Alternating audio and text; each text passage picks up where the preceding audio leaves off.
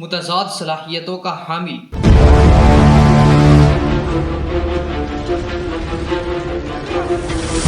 اعلیٰ پائے کا منتسب،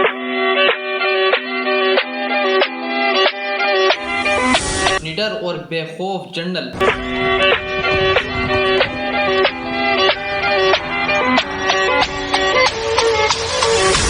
ماہر سیاست دان اور بلند پائے کا خطیب،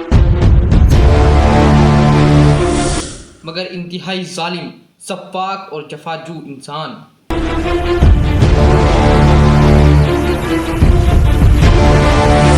اس نے مدرس کی حیثیت سے اپنی عملی زندگی کا آغاز کیا، مگر خداداد صلاحیتوں کی بنا پر اموی خلیفہ عبد الملک کا دست راست بن گیا۔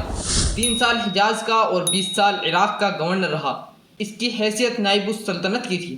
اس کے بارے میں ایک انگریز مورخ نے لکھا ہے، حجاج سلطنت بنو امیہ کا ایسا ستون ہے جس کے بغیر اس عمارت کا کھڑا رہنا ناممکن تھا۔ خلافت اموی کے احکام میں حجاج بن یوسف سے زیادہ کسی شخص کو شہرت حاصل نہیں ہوئی، مگر یہ شہرت عدل و فیض رسانی کی نہیں تھی، سیاست و قہر کی تھی۔ تاریخ اسلام میں حجاج کا قہر ضرب المثل ہو گیا ہے۔ یزید بن معاویہ کی وفات کے بعد اموی سلطنت کی بنیادیں ہل گئی تھی۔ وہ حجاج ہی تھا جس نے اپنی بے پناہ تلوار سے اور بے روک سفاکی سے از-سنِ-نو اس کی گری ہوئی عمارت کو مستحکم کر دیا۔ بنو امیہ کے لیے سب سے بڑا خطرہ حضرت عبداللہ بن الزبیر رضی اللہ عنہ سے تھا۔ ان کی حکومت کا مرکز مکے میں تھا اور اس کا دائرہ شام کی سرحدوں تک پہنچ گیا تھا۔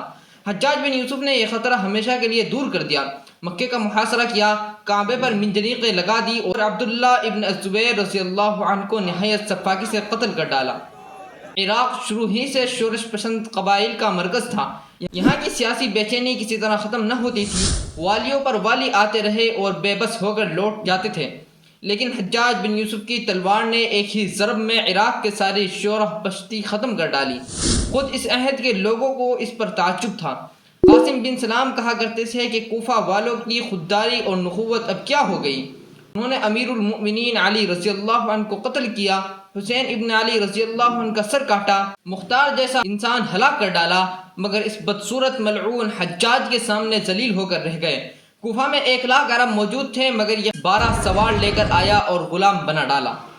حجاج کی تلوار جس درجہ سفاک تھی، اتنی ہی اس کی زبان بلیغ تھی۔ اس کا یہ خطبہ خطیبانہ رنگ کا بے نظیر نمونہ ہے۔ میں دیکھتا ہوں کہ نظریں اٹھی ہوئی ہیں، گردنیں اونچی ہو رہی ہیں، سروں کی فصل پک چکی ہے اور کٹائی کا وقت آ گیا ہے۔ میری نظریں وہ دیکھ رہی ہیں جو پگڑیوں اور داڑھیوں کے درمیان بے رہا ہے۔ حجاج نے جیسا کہا تھا ویسا ہی کر دکھایا۔ بیان کیا گیا ہے کہ جنگوں کے علاوہ حالت امن میں اس نے 1,25,000 آدمی قتل کیے تھے۔ بڑے بڑے اکابر مثلا سعید بن جبیر رضی اللہ تعالی عنہ وغیرہ کی گردنیں اڑا دی۔ مدینہ میں بے شمار صحابہ کے ہاتھوں پر سیسے کی مہریں لگا دی۔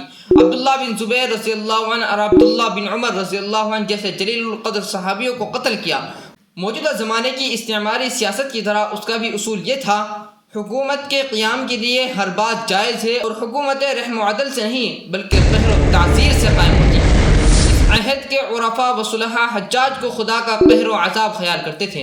حضرت حسن بصری کہا کرتے تھے، حجاج اللہ کا عذاب ہے، اسے اپنے ہاتھوں سے دور نہ کرو بلکہ خدا سے تضرع وزاری کرو، کیونکہ اس نے فرمایا وَلَقَدْ أَخَذْنَاهُمْ بِالْعَذَابِ فَمَا اسْتَكَانُوا لِرَبِّهِمْ وَمَا يَتَضَرَّعُونَ۔ یہی سبب ہے کہ جو ہی اس کی موت کی خبر سنی گئی، حسن بصری رحمۃ اللہ علیہ اور عمر بن عبد العزیز رحمۃ اللہ علیہ سجدے میں گر پڑے۔